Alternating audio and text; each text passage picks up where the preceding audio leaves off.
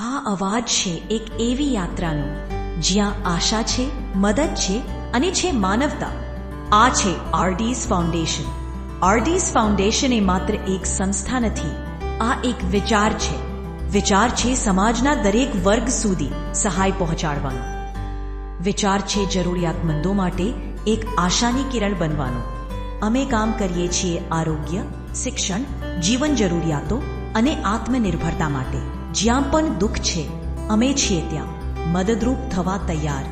આપની નાની મદદ પણ મોટો બદલાવ લાવી શકે છે અને આ બદલાવનો એક હિસ્સો તમે પણ બની શકો છો.